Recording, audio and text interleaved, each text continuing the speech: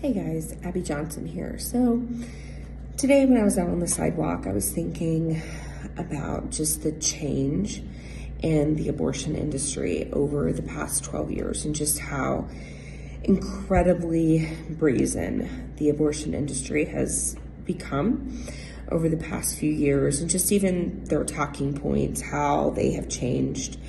A few years ago was that the abortion industry is trying to keep abortion safe, legal, and rare, even though we know that was really never their intention. But that was at least what they said, right? That was what they said up front. But then I was reminded how just a few weeks ago in a congressional hearing, AOC was talking about the Texas heartbeat bill. And there was a pro-life OB-GYN that was there testifying. And this pro-life OB-GYN was talking about the unborn. And she said specifically, when talking about the development of the preborn, she said that the preborn are living, that inside of the womb there is a genetically distinct human being, that there's a living, genetically distinct human being. Now, those things are true, right? We know those things are just scientifically true. There's really no way to even debate that. I mean, there's only two states of being. There's either living or dying. And we know that the fetus, the embryo in the womb, is not dying, so we know that it's living. And we know that there is human genetic material in the womb. It's not a cat, it's not a dog, it's not anything else. It is a human being. And so this pro-life OB-GYN is stating these scientific facts. Now, this is the party that states they want to follow the science, right? They are the party of science. But this OB-GYN states this, and AOC comes out and says that this OB-GYN's comments are irresponsible, they are unbelievable, and they are hurtful. Well, I mean, they're really not unbelievable, not if you believe science. They're not irresponsible because they're just true.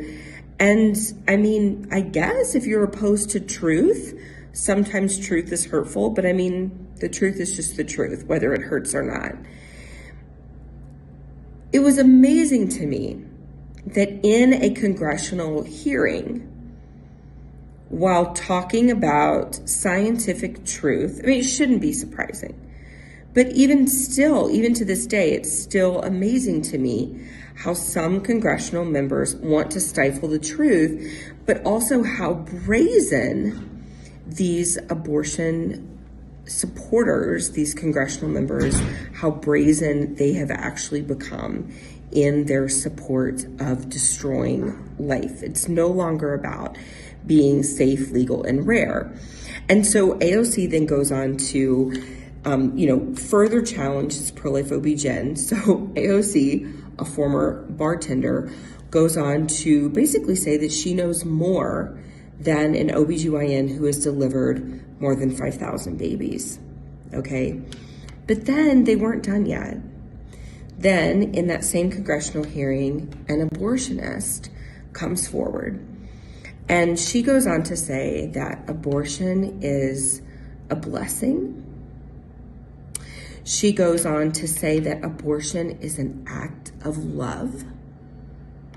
And she goes on to say that abortion saves lives. I'm not really sure how, in her mind, abortion saves lives, because in every single act of abortion, an individual human being dies. But in their mind, they are so deluded. In their mind, they have become so misguided that they actually somehow believe that 1 + 1 = 10. They have become so confused.